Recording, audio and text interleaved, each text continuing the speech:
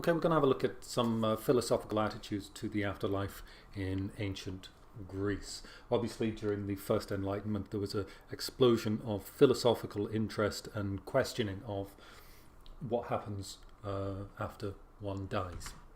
Plato wrote a dialogue called Phaedo, which was a conversation between himself and Socrates. Remember, Socrates was the teacher of Plato, and Socrates was sentenced to death to drink poison, to drink hemlock, for leading astray the youth of Athens. And the dialogue, the conversation forms a discussion of what a soul actually is. And when you ask yourself the question, it's actually quite a tricky one to answer. Many people believe in the soul, but to actually say what the soul is, what is different from the mind, what is different from the body, what a soul is, it's very difficult to explain without slipping into religious terminology. Plato claims that the body, the physical body, imprisons the soul. And while that is a negative, the body also filters what reaches in and touches the soul. Physical experience is a way of poisoning the soul. And certain physical experiences are more poisoning than others. They contaminate the soul. So what the soul takes in through your five senses will have an impact on the purity of the soul. So if we accept that the body is a way of filtering what reaches the soul, looking after the body and caring for the body becomes increasingly important. Everything that the body experiences does something to the soul. Plato argues that the soul should be pure, perfect, and it should aspire towards the divine, the godly. And in order to do that, in order to achieve this state of perfection, it must separate from the body. And death would seem to be the logical point at which the body and the soul separate.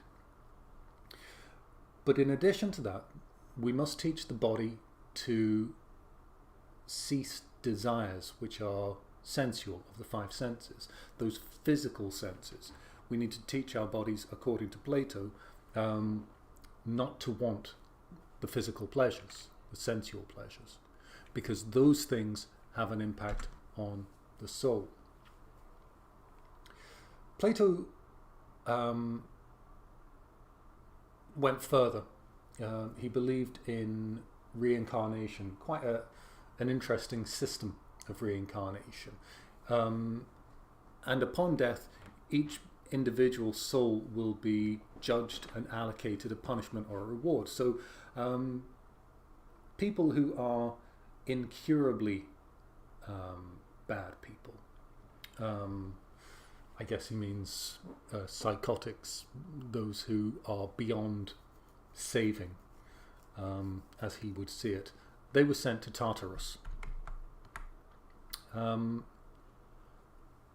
Those who were merely bad, and I'm not entirely sure what he means by merely bad. I suspect it means those who have done crimes but are able to change, to understand change.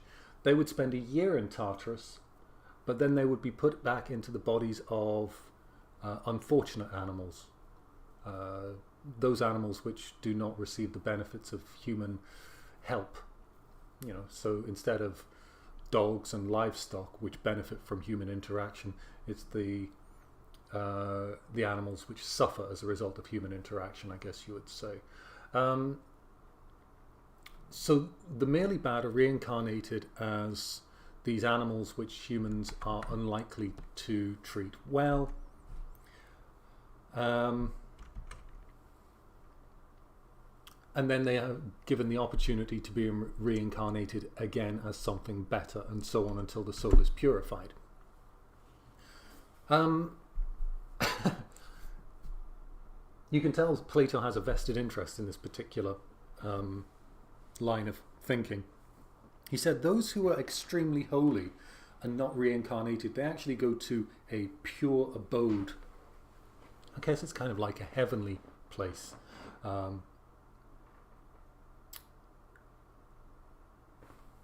And only those who are very holy get to go to that place. Well, who are these very holy people? Well, as it turns out, Plato happened to think that philosophers were the very holy, and they were the ones who were not reincarnated. They go to this heavenly state of existence. You can see how easy it is to be cynical about that.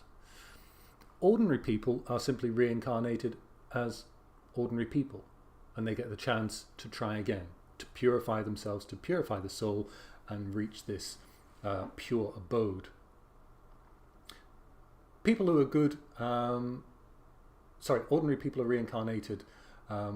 Good people as social creatures such as bees and ants, those that help one another, and the very good are reincarnated as people in order to have that second chance again. So scratch that earlier thing. When it says ordinary people are reincarnated, that's kind of the header. The divisions within that, good people and the very good. Good people become these creatures which interact and help one another, and the very good come back as people and are given that extra chance to become pure or develop the pure soul again. This is quite an interesting one, and I think it's quite practical, and I'm sure some people still live these ideas to a degree at least. He believed that your soul, that whatever we determine that thing to be that is inside us, that gives personality, depth, and spiritual, emotional life to, the bodies that we have, it's made up of our habits.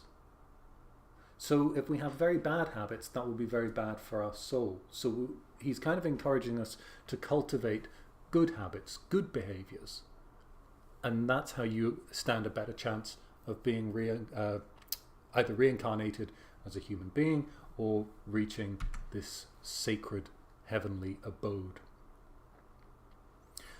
Democritus or Democritus or Democritus. 3 for you to choose from. He's very... I like Democritus a lot.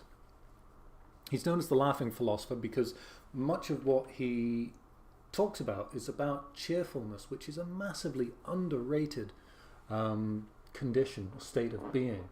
There's an awful lot put into more extreme forms of behavior. But I think cheerfulness, just basic common everyday cheerfulness, is an amazing thing. Something we should be a lot more conscious of. Anyway, you've got me off the subject. Democritus is also one of the first people to suggest that the world, human beings, everything within it, is made up of these very, very small, tiny pieces, which he called atomos, atoms. So he was kind of ahead of his time in the sense that he develops this theory, but it's not the scientific theory of atoms that comes later. But he understands that everything seems to be made up of something else. Very, very far-sightedly, he suggests that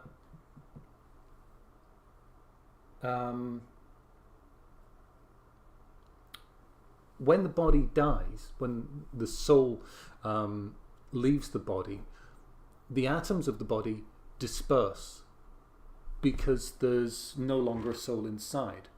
Now, his theory behind this is that the soul requires heat in order to hold the body shape together, and when the soul departs, there's no heat in the body, and that consequently the matter of the body disperses. I would disagree with that, but it's interesting that he's thinking along these lines. Now, if he is right about the body and the atoms, this puts the position of the gods in a strange place. What about Thanatos, the god of death? What about Hades and the realm of the underworld? Are these two things suddenly not right? And in that case, if that's the direction Democritus is thinking of, is he an atheist? Well, we don't know that he was an atheist, but he also he proposed this idea, which I think is very good, that he suggested that people believe in Zeus because they don't have a larger understanding of the world on a scientific level. Consequently, they invent stories. I'm sure that many of you would agree that Some people, when they can't understand something, are willing to believe, shall we say, a convenient untruth rather than face the uncertainty of reality. Anyway, aside from all of the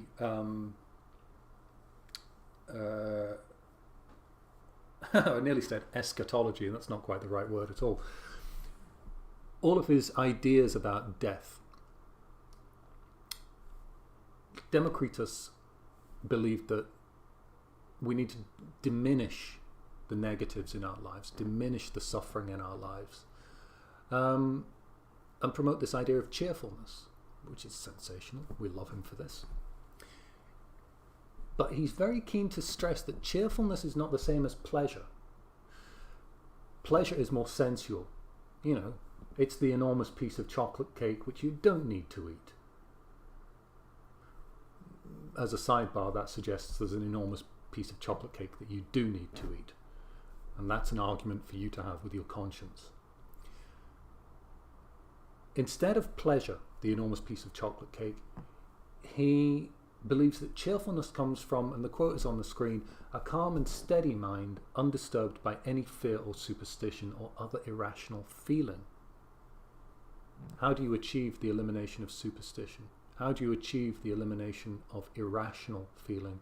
How do you achieve a steady mind? How do you achieve the elimination of fear? How do you do those things? You learn. The more you know, the less you fear. The more you know, the calmer you can be in unusual circumstances. And the more you know, the fewer feelings that you experience will be erratic or irrational. He did not promote laziness. He didn't promote eating too much. He didn't promote too much sexual behavior, or to put it another way, too much sex. He didn't promote these sensual pleasures. He believed that through learning and development of the mind we can achieve cheerfulness, which is much more valuable than those short-term pleasures. He also believed that you could achieve this cheerfulness through meaningful engagement with the world. We had the discussion in class of what it is to be happy, and we decided that happiness by definition requires a degree of struggle. You know, we could put antidepressants into the water supply and suddenly make everybody, at least on a chemical level, cheerful. But it's not the same, is it? It's not the same as happiness. Happiness very often comes from satisfaction, which often comes from having worked towards something. The things that most people are most happy about in their lives will often come as a result of struggle. So you engage with the world, you speak to people, you try and improve the lives of the people around you. If you engage in that social way, in that very community-minded way, you achieve cheerfulness. And again, hard to disagree. Hard to disagree with the fella. So, if Democritus is in many ways an ideal, an idyll. I'm moving on. Heraclitus is very much the end of the other end of the spectrum, or Heraclitus, or any other pronunciation of the name that you see fit to make. If Democritus was not obsessed, if he promoted the idea of cheerfulness, Heraclitus had much less faith in humankind. He was considered to be a misanthrope. Remember, misanthrope means somebody who does not like people, human beings. And he seems to be quite a downer of a person. That said, he had some extremely interesting things to say, and some of the things that he says I don't think are as depressing as people might suggest they are. Some of them are. There is value in what Heraclitus has to say. The fundamental one is that he believed in change. Everything is in flux all the time, which you can tie into Democritus's theory of atomos, of the body breaking down into its parts and being dispersed. They end up in the ground gives life to vegetation, the vegetation is eaten by animals, the animals are then eaten by human beings, and everything continues. In the words of, I believe, the Elton John classic, it's the circle of life. The idea of change, though, is actually quite a difficult one to live by, because it does make things seem very uncertain. We're going to come back to that in a moment. Consequently, if Democritus is the laughing philosopher, Heraclitus is the weeping philosopher. One with cheerfulness, the other in a way that is much less certain. The famous lines that we know of Heraclitus, my favourite one is the "No man ever steps in the same river twice." It may be the same river in name, but because the water is constantly moving, the particles of water are never the same particles of water that you step in the first time. And that applies to life. If you go back to a town you lived in 10 years ago, believing that you're going back to the same town, you'll be unsurprised to discover that things have changed. It may be the same, but it's not the same, because everything is changing. And even if in that town, everything that you came across was exactly the same as when you were there 10 years ago, it would still be different, because you're not the same as you were 10 years ago. Everything is changing all the time. Heraclitus believed that the universe was eternal. There was no beginning and there was no end. And he believed in ekpyrosis, the idea that everything, the fundamental substance to the universe is fire, is heat. Things are moved by heat. Things are destroyed by heat. That doesn't mean that he believes there'll be an end of days where humankind is wiped away by a fiery blaze and people will end up in hell. Indeed, the fact that there's neither a beginning nor an end makes certain suggestions about the universe. It may be that the Earth will come to an end, but the universe will not. This quote, I think, is fascinating, though. Oh, by the way, on the fire, ekpyrosis, you'll notice the similarity to Democritus, who believed that heat was the source of energy that kept allowed the soul to keep the body together. All of these ideas are floating around in this particular place in the world at this particular time. So there are always going to be crossovers in the Venn diagram of these philosophers. I like this quotation because it suggests something about morality and about human attitudes. He said, "To God, all things are fair and good and just. But people hold some things wrong and some things right." The idea behind that is God creates everything, or the gods create everything. Everything that is created by the gods is divine, therefore it cannot be right or wrong. The gods may create a murderer, but it is their intention to create a murderer, therefore the murderer is divine. It's not right, it's not wrong. It's divine, created by the gods. It is only people who decide that the murderer is a bad thing. It is only people who decide that certain behaviors, attitudes, and actions are bad things. Morality is an invention of a group of people in a particular place at a particular time, and it can be different. You only need to look at our attitude to the death penalty compared to the attitude to the death penalty in the United States of America. I'm not saying either is right or wrong, but what I am saying is it's different in different places, different groups of people. And this is true for all aspects of morality. Look at the right to vote. In most Western democracies, it's regarded as sacrosanct for everybody to get the vote. But it's not the case everywhere in the world. There are moralities in the world that believe that women shouldn't vote, that certain divisions of society shouldn't vote. It is people inventing these moralities. The moralities are not God-given. All that is God-given is what has been provided on the earth, what exists. But the morality is not created by God. You can spend a lot of time dwelling on that one. And there's a lot to consider in it. Don't get too bogged down in it, because obviously for our purposes at Higher, you don't need to know the finer details, as long as you've got a grasp of some of these larger concepts. It's kind of consistent with Heraclitus that he believed in fate. There's nothing you can do to stop whatever's going to happen to you, which is very convenient. Fate is only something that can be proved when looking backwards. You can't look into the future and say, that is my fate, it's meant to happen. So, and you can kind of see where this comes from. He believes that one of the routes to happiness while you live your life is to accept your life. Good or bad, whatever it happens to be, the gods have made this existence for you. Is it good? Is it bad? Does it really matter? In a manner of speaking, no. It's your job to learn to accept your life and to accept your fate. Accepting your fate is something I'm a little bit less comfortable with, but accepting the life that you have, that doesn't mean abandoning ambition, but accepting, where you are and the options you have and what you can do and how you can implement change in your life. That's accepting your life. To finish on a rather bleak note from Heraclitus, he said the fairest universe, the best universe, is but a heap of rubbish piled up at random. There is no order. There is stuff everywhere. It falls where it will.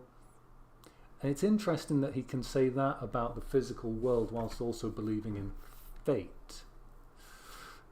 Anyway, Heraclitus and the soul, which is the point what I was really trying to get to.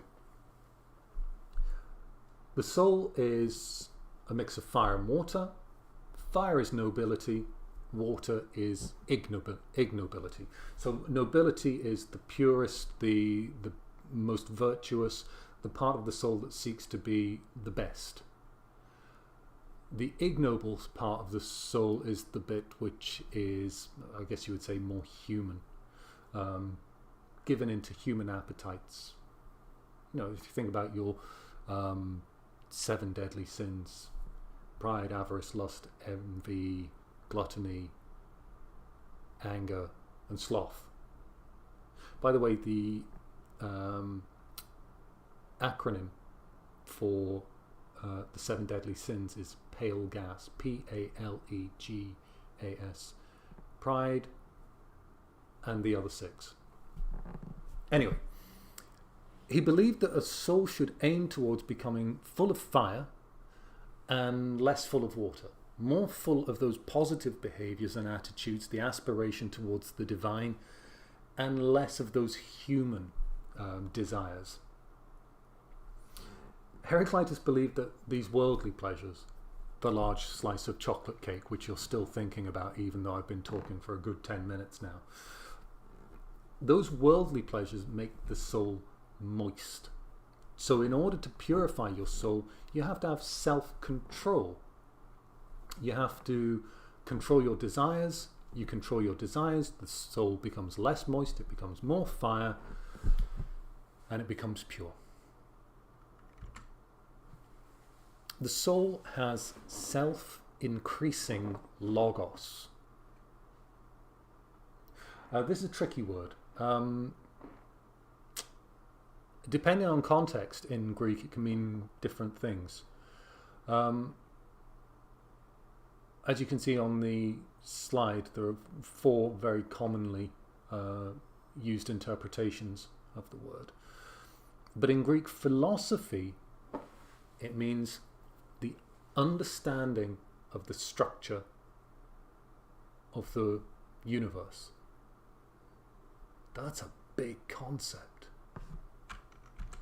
The soul has a self-increasing logos. The soul has a self-increasing understanding of the structure of the universe.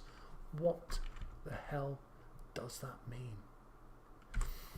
It means that the soul progressively develops its own understanding of the structure of the universe. Through life, through existence, it develops its own... The more you learn, and this is kind of hooking up with Democritus's views, the more you learn, the more the soul is aware, the more pure the soul becomes, the more it understands the universe in which it exists. I'm going to leave it there because, frankly, I'll tie myself up in knots, never mind tying you up in knots.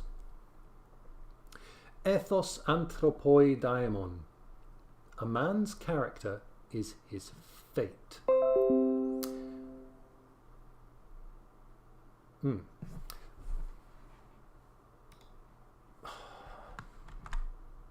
Awesome. What happens to a person hinges on how they behave. Now this is different. This is different. Remember when we were looking at Greek religion, state religion especially, there was no promise. The gods didn't expect you to behave in a certain way. They simply wanted to be honored, to be worshipped, to be respected.